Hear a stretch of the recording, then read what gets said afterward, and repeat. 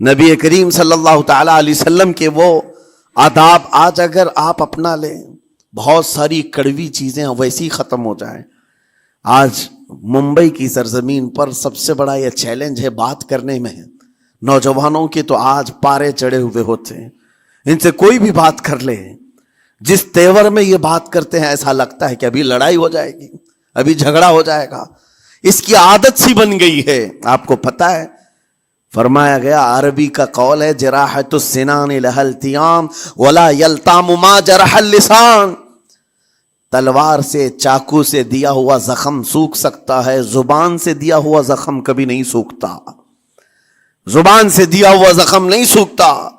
بولنے سے پہلے 1000 بار اس بات کو خیال ہونا چاہیے کہ میں جس کو بول رہا ہوں کہیں اس کا دل چھلنی تو نہیں ہو جائے. میری زبان یہ ہوتی 50 گرام کی چھوٹی زبان ہے، لیکن بڑے بڑے لوگوں کے کلیجے چیر کر رکھتی ہے، بڑے بڑے لوگوں کے دلوں میں سوراخ کر کے رکھتی ہے، زخمی کر کے رکھتی ہے اس کا استعمال. اسی لیے روایت میں ملتا ہے کہ جب انسان صبح کرتا ہے تو سارے اعضاء، ہاتھ پیر آنکھ کان ناک، سارے اعضاء سب سے پہلے زبان سے یہ عرض کرتے ہیں، اس کی پناہ مانگتے ہیں، کہتے ہیں آج تو صحیح سلامت رہے گی تو ہم سب صحیح سلامت رہیں گے، اور اگر تو پھسل گئی تو عذاب ہم پر بھی ہوگا. زبان بولتی ہے، مار کسی اور کو پڑتی ہے، کوئی زبان کو مارتا نہیں ہے. گالی زبان دیتی ہے لیکن مار کبھی پیٹھ پہ پڑتی ہے، سر پہ پڑتی ہے، ہر جگہ پڑتی ہے. تو یہ زبان نبی کریم صلی اللہ تعالی علیہ وسلم نے ارشاد فرمایا، من یضمن لی ما بین لحیتیہ وما بین. حضور پاک صلی اللہ تعالی علیہ وسلم فرماتے ہیں، جس نے 2 چیزوں کی ضمانت مجھے دے دی، حفاظت کی، میں اسے اضمن لہ الجنہ، میں اس کو جنت میں لے جانے کی ضمانت دیتا ہوں. 2 چیزیں کیا ہیں؟ حضور فرماتے ہیں، ایک 2 جبڑوں کے بیچ میں جو موجود زبان ہے اس کی حفاظت کر لے، اور 2 رانوں کے بیچ میں جو شرمگاہ اس کی حفاظت کر لے. یہ 2 چیزیں جس نے بچا لیا میں اس کو جنت میں لے جانے کی ذمہ داری دیتا ہوں، ضمانت دیتا ہوں. اس کا کتنا بڑا کردار ہے، یہ زبان کا کتنا بڑا کردار ہے. اور حضور نے ایک بار پکڑ کر کے فرمایا تھا، زبان کو پکڑ کر کے کہا تھا، یہ وہ زبان ہے جو انسان کو جنت میں بھی لے جاتی ہے اور دوزخ میں بھی لے جاتی. کلمہ کس سے پڑھتے ہیں آپ؟ لا الہ الا اللہ، زبان ہی سے تو پڑھتے ہیں، اسی کلمے نے آپ کو جنت تک پہنچایا. اور کافر جو کفر کرتا ہے وہ بھی زبان سے ہی کرتا ہے، اور زبان اسے ہمیشہ کی دوزخ میں لے جاتی ہے. اس زبان کو چلانے سے پہلے 1000 بار سوچ لیں کہ آج لہجوں کی سختیاں بڑھتی چلی گئیں. اور آپ کو پتا ہے قرآن پاک میں رب تعالیٰ نے یہ فرمایا، وَلَا تَقُلْ لَهُمَا اُفٍّ وَلَا تَنْهَرْهُمَا. والدین کے بارے میں بچوں کو کیا کہا گیا؟ ان کو اف تک نہ کہو. لیکن زبان جب کھلتی ہے نا، ماں باپ کے خلاف نوجوانوں کو ہم نے دیکھا ہے گالی گلوچ کرتے ہوئے اور اتنی بری باتیں کہتے ہوئے، معاذ اللہ. عزیزان گرامی وقار، حضور نے تو یہ فرمایا، جس نے پلٹ کر کے اپنے ماں اور باپ کو سخت لہجے میں بات کیا یا ان کی نافرمانی کی، حضور فرماتے میرا دل چاہتا ہے کہ اس کے گھر کو آگ لگا دوں، آگ لگا دوں. اس لیے اس بات کو ہمیشہ یاد رکھیں، تمہارے لہجے کی سختیاں کسی کو زخمی کر دیں تو آخرت خراب ہو جائے گی، آخرت خراب ہو جائے گی. حضرت علقمہ رضی اللہ تعالیٰ عنہ حضور کے صحابی ہیں، حضور صلی اللہ علیہ وسلم کے صحابی ہیں. آخری وقت آ گیا تھا لیکن زبان نہیں کھلتی تھی. حضور پاک صلی اللہ علیہ وسلم کے پاس سفارش لائی گئی کہ آپ کے وہ ساتھی ہیں انتقال کر رہے ہیں لیکن زبان پر کلمہ بھی نہیں آتا. حضور تشریف لائے، دیکھا، پوچھا گھر میں ان کے کون کون ہے؟ کہا بیوی ہے اور ماں ہے. ماں کو بلایا اور کہا علقمہ کے بارے میں کیا کہتی ہو، کیسا تھا؟ کہا بہت اچھا، پرہیزگار، عبادت گزار، ساری نیکوکاریاں اس کے اندر ہیں. تو پھر حضور نے پوچھا اچھا یہ بہت نیک تھا، تم بھی اس سے راضی ہو کہ نہیں ہو؟ ماں نے کہا میں نہیں راضی ہوں، میں راضی نہیں ہوں. کہا کیوں، وجہ کیا ہے؟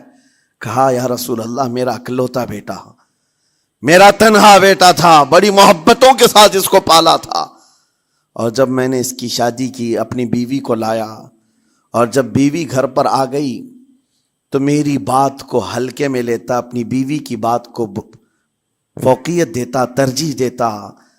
اور اس وقت غالباً یہ باتیں تھی کہ زبان سے کوئی کلمہ ان کے نکلا ہوگا جو بیوی کی حمایت میں تھی. ماں کو تکلیف پہنچ گئی.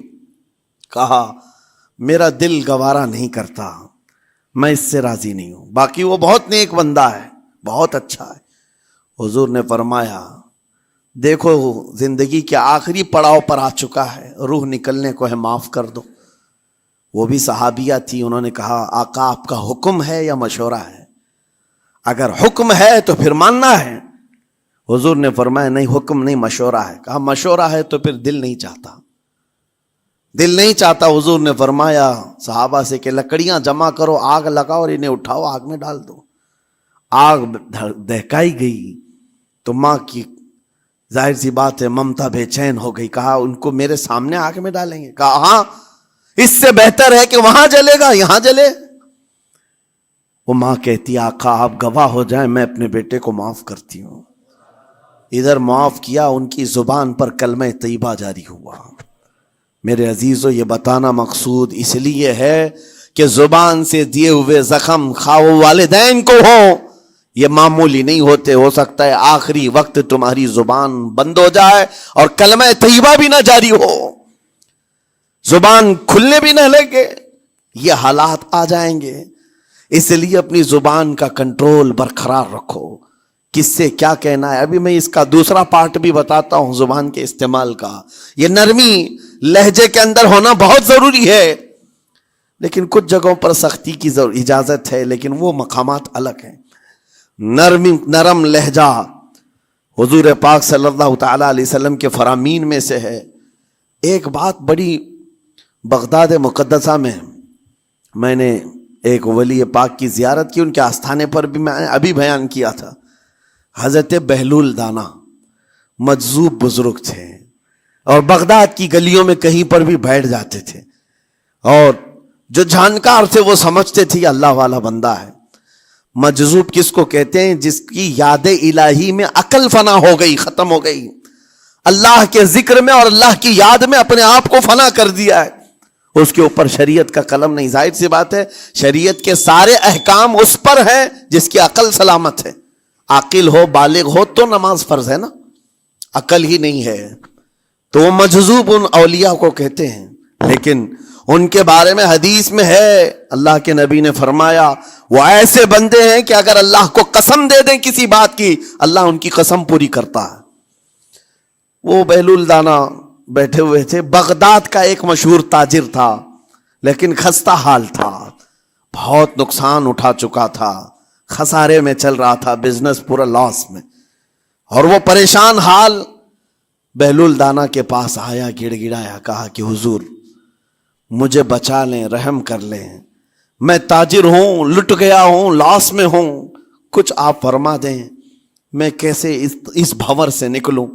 بہلول دانا نے دیکھا، کہا ٹھیک ہے کچھ پیسے بچے ہیں؟ کہا ہاں ہے. وہ بس اتنا سرمایہ ہے کہ مال لیتا ہوں پھر بیچ دیتا ہوں، نفع نہیں ہوتا.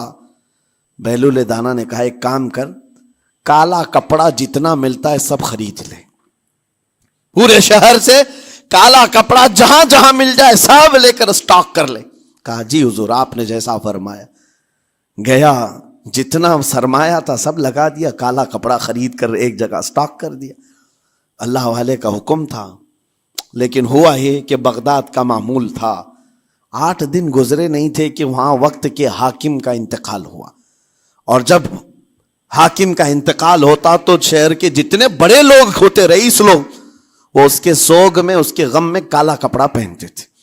اور کالا کپڑا سوائے اس تاجر کے کسی کے پاس نہیں تھا. اور سارے بڑے لوگ پیسوں سے اس کے پاس کالا کپڑا خریدنے آئے. یہ منہ بولے قیمت پر، جیسے تیسے جتنی قیمت پر بولے سب خرید کر لے جاتے. اور پل بھر میں، ایک دن کے اندر وہ بہت بڑا کروڑ پتی بن گئے، بہت مال آ گیا. یہ بات یاد رکھیں، اللہ مال دیتا ہے، اس کے بعد پھر آزمائش بھی ہوتی. مال اتنا آ گیا، اب لے کر کے مستیاں تھیں. چند دن گزرے، ظاہر سی بات ہے مال کو بڑھانے کی تمنا ہر ایک کی ہوتی ہے. کوئی یہاں پر اینڈ کرنے والا نہیں ہے دنیا میں، چاہے اس کا بزنس اربوں پر بھی پہنچ جائے، اسے آگے پہنچنا ہے۔ چند دن گزرے تھے، 8-10 دن، پھر آیا حضرت بہلول دانا کو ڈھونڈتے ہوئے۔ ایک جگہ میدان میں یہ مجذوب بزرگ بیٹھے مل گئے، آیا اور کہا او دیوانے بتا اب کیا خریدوں، پیسہ بہت ہے ابھی میرے پاس، بتا دیوانے اب کیا خریدوں۔ انہوں نے دیکھا، کہا کہ لہجہ تو بدلا ہوا ہے، پیسہ بہت زیادہ تھا، کہا کہ ٹھیک ہے کوئی بات نہیں، اللہ والوں کو ان سب چیزوں سے کوئی لینا دینا نہیں۔ آپ نے کہا مال جتنا ہے تیرے پاس سب لے کر کے خربوز خرید لے، تربوز خرید لے، جس کو کلنگڑ کہتے ہیں، تربوز پورے خرید لے۔ اس نے کروڑوں کی جائیداد پورے تربوزوں میں لگا تھی، سب تربوز خرید کر سٹاک کر دیا ایک جگہ، اور اس کے گمان میں یہی تھا کہ چند دن گزریں گے، کوئی ایسا ہی حادثہ ہوگا جب تربوز منہ مانگی قیمت پہ لوگ خریدیں گے اور میں بیچوں گا۔ پورا مال تربوز میں لگایا، 2 دن 4 دن 6 دن 8 دن گزرے، کوئی حادثہ نہیں۔ ادھر تو تربوز سڑنے لگ گئے، وہ تو زیادہ دن سٹاک نہیں کیے جا سکتے، سڑن شروع ہو گئی۔ پھر تھوڑے دنوں کے بعد پورے کے پورے سڑ گئے، کروڑوں کا مال تربوز میں سڑ کے چلا گیا۔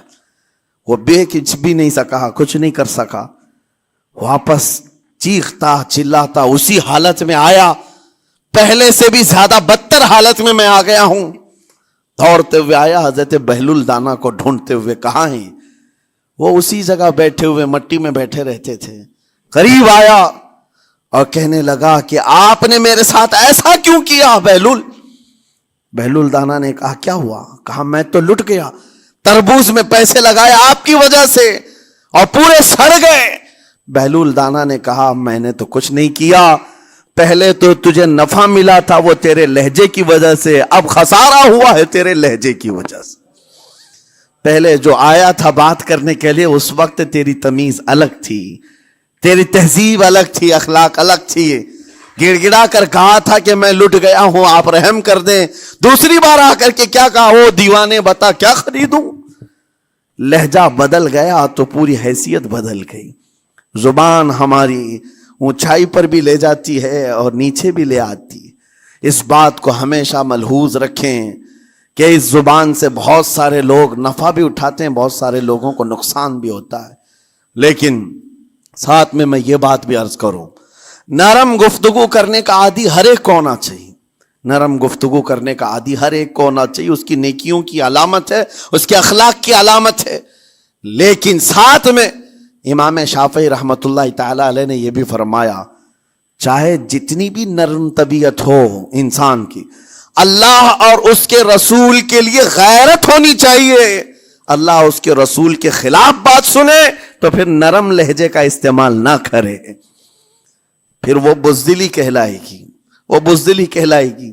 آج میں ایک بات یہ بھی بتا دوں، بہت سارے لوگ یہ سمجھتے بھی ہیں، ابھی چند دن قبل میں ماررہ متحرہ میں بیان کیا اخلاق کے، اولیاء اکرام کے مذہب و مسلک پر، اور پچھلے 15 سالوں سے میں نے بہت سارے خطابات کیے ہیں اخلاق پر، معاشرے کی برائیوں پر، لیکن ابھی چونکہ چند دنوں میں جلسے پروگرام بہت سارے ہو گئے اور عظمت ناموں سے رسالت پر زیادہ گفتگو ہونے لگی، تو لوگوں میں ایک امیج الگ بیٹھی ہوئی ہے۔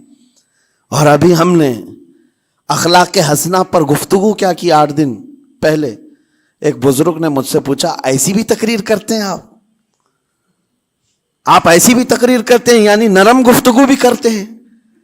مطلب یہ ہے کہ ہماری امیج ایسی بنا کر رکھیں کہ ہم ہر وقت چلاتے ہی رہتے ہیں، ہر وقت للکارتے ہی رہتے ہیں۔ میرے عزیزوں، میں یہاں پیغام دینا چاہتا ہوں، ہم قرآن کے اس آیت پر عمل کرنا چاہتے ہیں جو مولا نے فرمایا اشداء علی الکفار رحماء بینہم، مومنین کی شان ہے، صحابہ کی شان ہے، وہ کافروں پر سخت ہوا کرتے ہیں اور مومنوں کے لیے نرم دل ہوا کرتے ہیں۔ زبان کی نرمی ایمان والوں کے لیے ہے، زبان کی نرمی محبت مصطفیٰ کے لیے ہے، عاشقان مصطفیٰ کے لیے ہے، ساتھ میں زبان کی سختی کفار و مشرکین کے لیے ہے، گستاخان رسول کے لیے ہے۔ اور اگر یہ چیز نہیں آئی تو پھر آپ سمجھ لیں نیک اس وقت نہیں کہلائے گا آدمی. بعض لوگوں کو ایسا لگتا ہے نرم بات کرنا چاہیے, نرم گفتگو, بالکل صحیح ہے, یہ اخلاق ہے.